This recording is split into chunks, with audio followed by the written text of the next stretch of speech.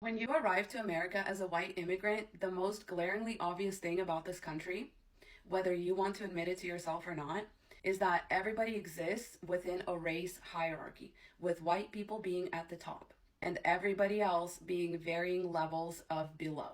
And as a white immigrant, you have two options. You can find your place in that hierarchy and join in and reap the benefits from being like very, very close to the top of that race hierarchy, which prioritizes whiteness, but doesn't quite accept you because you are still an immigrant and you do still have an accent and a different culture. Or you can choose to realize that there's a problem, educate yourself about it, because the schools are not going to do that, or immigrant parents are not going to do that, their friends are not going to do that, which is probably your only community for the first few years in this country. And when you meet other white people, they sure as hell aren't going to do it either. So you have to make a conscious decision to A, admit that there is this problem in this country. And then B, you have to admit that now, whether you like it or not, you are part of the problem. You are going to be contributing because of where you sit in that hierarchy. And then you have to educate yourself on how to make better choices and how to be a true ally. I'm not going to lie to you, one of those things is way easier than the other. That's why you're going to see a lot of white immigrants do that thing. Join into the hierarchy, they start acting like they're just regular old white people. They reap all the benefits and they buy into all the narratives of why other people sit below them in this hierarchy. As humans, we like narratives that explain certain things. And so what it takes to buy into the hierarchy is to actually believe that people have significant character differences based on nothing more than their skin color. That's what you'd have to buy into. As a white immigrant who has made some observations about this hierarchy on their page, I have gotten some version of this question quite a few times. Now, this came from my subscriber only community. Shout out to you guys. I love you so much. I think we can all benefit from this discussion, and I want as many people to see this as possible. So I just want to thank this lovely individual for their prompt, and let's just dive right in. So the question is, why do some Eastern European immigrants, when you meet them, they say, I'm not white, but I'm Ukrainian, Romanian, Serbian, whatever. I get race is different in Europe versus America, but these are people I've met in America. And so race does apply to them once they leave Europe, no? And it does. I think they very much realize that, which is why they're trying to make this distinction. They realize that it doesn't apply to them all the way, right? Just because you're white in America does not necessarily mean that you are safe from being treated as even a little lesser, because once people find out you're an immigrant or you're from a different culture or they hear your accent or maybe you just like present differently or your mannerisms are different, you feel that judgment from the American white people. Now, to my fellow immigrants, this is not the way. Please don't say that you're not white. You are white and you receive almost all of the same exact benefits as an American white person. The worst kind of like bullying or othering that you experience is being called out on or made fun of your accent or your customs or your way of speaking. Rather than that, people probably generally assume that you are a good person based on the color of your skin. Never, ever, ever say, I'm not white. You are white, okay? You just weren't necessarily socialized the exact same way as a white American would be. You were socialized as a white European would be. First of all, probably that still means that you were raised with some racism. You just never had a chance to see it or participate in it in person. Chances are, especially if you're from Eastern Europe, probably certain racist beliefs were passed down to you anyway, right? About like the Romani people or about people in Africa. So just because you grew up in a racially homogenous society does not mean that you don't have any preconceived notions that are going to sort of rear their ugly head once you land in this country. Because again, out of the two options that you are given in this country as a white immigrant, there's one that's way easier. And a lot of immigrants take that path. They say, oh, good, I'm almost the same as a white person. So that means I'm better than all of these people. As long as I just buy into this narrative and I do and say all the right things to the white people that I perceive as above me, I'm going to be okay. They're going to protect me. They'll take me under their wing. That's where you're both stupid and wrong. And since we're talking about a hierarchy, I'm going to use the same illustration that I've used in the past to talk about patriarchy. Just going to apply it to the issue of race. So the idea here is that in order to create a hierarchy of any kind, you must socialize the people that you want to fall into this hierarchy to be insecure. The closer you are to the top, the more insecure that you're socialized to be. Because everybody wants to be at the top, but we can't all be at the top.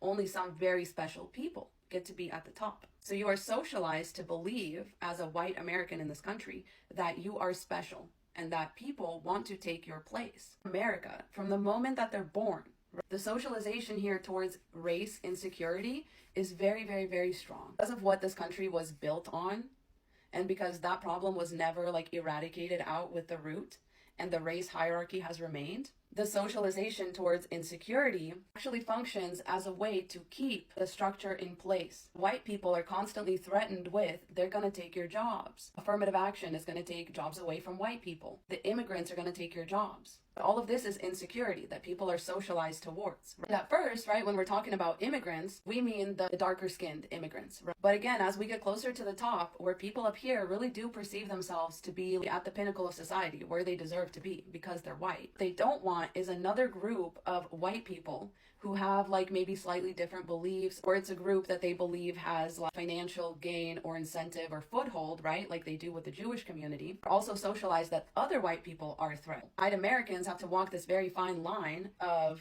white is the best skin color, but also being from America is the best way to be white. You can even think back to when the Irish and Italian people came to America, right? They were not at first accepted as real white people. And white immigrants experience like a fraction of that. Honestly, like I think a lot of white immigrants, the longer that they stay in their white immigrant community, more sheltered they are kind of this concept. And it's actually easier for them to participate in the structure and to be like overtly racist, because within their community, they're not seeing the like really intricate racism that happens even to other white people by the white people that are from America. But even as an Eastern European immigrant, I had a unique experience in that my parents didn't actually keep us in that Slavic bubble. They wanted to learn English as quickly as possible. So instead of going to like a Slavic church, we started attending like a small American church. And I really genuinely believe that this was the beginning of the radicalization of my family, because once you get into an all-white space as an Eastern European immigrant, you understand really quickly that there is a hierarchy and that you will take your place in it, right? We were the people that everybody was fascinated by. We were the people that everybody would try and stop after church and like start speaking really slowly to. A lot of white women would tell me how cute my mom's accent is or how cute my parents are, like as if they were not grown adults, but they were like pets or something, right? And a lot of people would want to have us over to their house, and they would tell us about all the other Slavic people they know, like we're all supposed to know each other, right? These are by all means like racist behaviors, right? Speaking to someone slowly, assuming that they don't know the language or the customs or anything like that just because they have an accent, being called cute, you know, being belittled in that way, like you're a little animal or something like that, like you're not a human being, assuming that you know other people in your community even though you don't.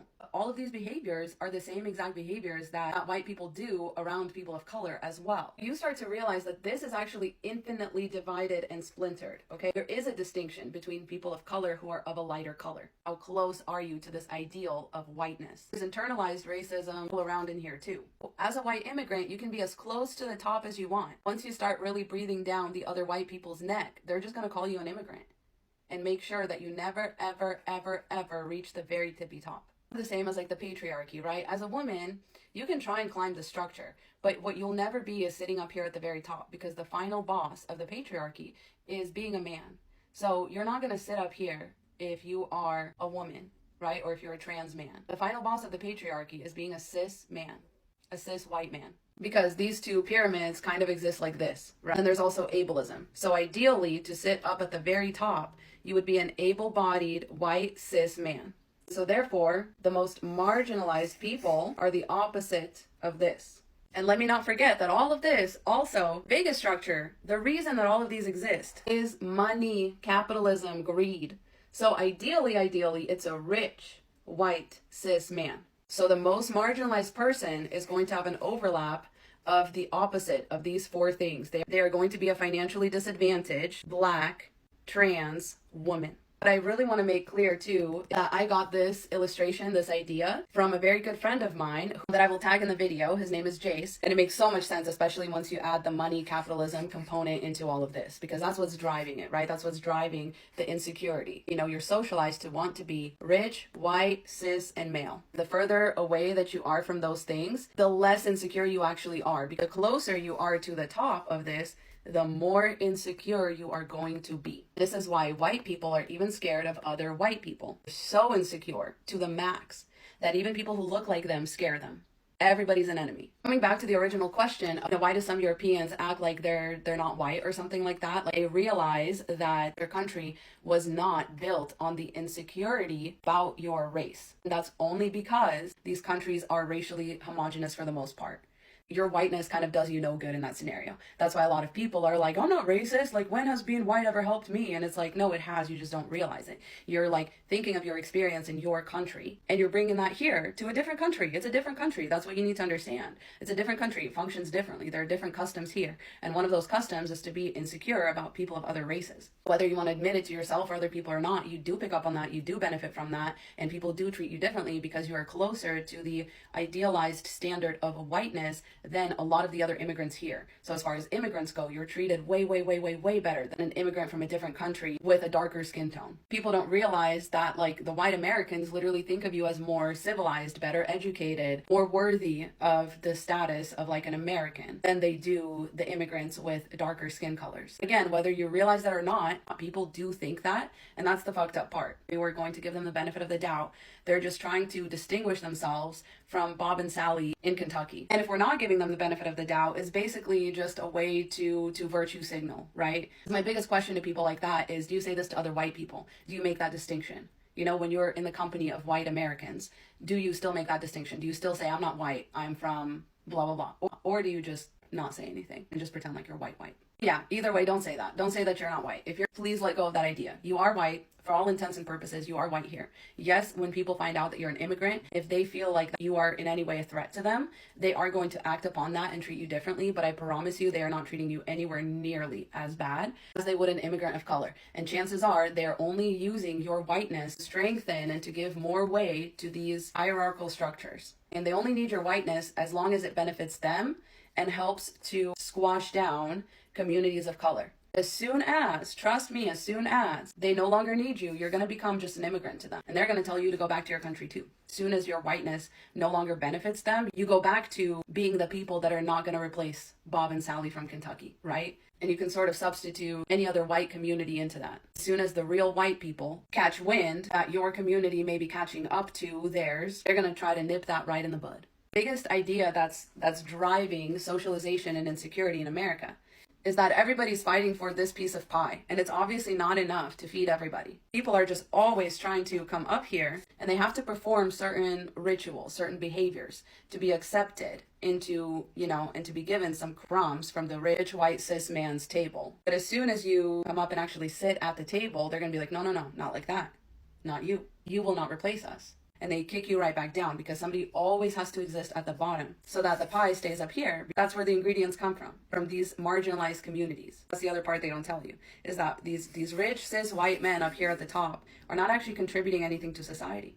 They are stealing your ideas and then selling them back to you in a finite form, in a finite pie. Not everybody can get a slice of. The truth is, all of this is imaginary. And unfortunately, since we have actually turned all of this into a physical infrastructure, it is actually physically hurting, being built on top of and being stolen from the most marginalized communities down here at the bottom. So if you're a white immigrant that's trying to separate yourself from the other white people, but at the same time you also separate yourself from all the people of color, you're not helping. You're not helping to dismantle this system. As long as you're ignoring the problem, you're not helping to dismantle the system. And I just want to add that ultimately this is socializing you towards narcissism. Or it's just plain old narcissism, right? More that somebody looks like and acts like me, the less threatened I feel until we cross a certain line in which they become a threat because they're too much like me and I can be replaced by one of them. It seems at first like as though you really want to be around people that are like you, right? Because those are the people that you respect and admire, again, because of that narcissism and the belief that you are better than others.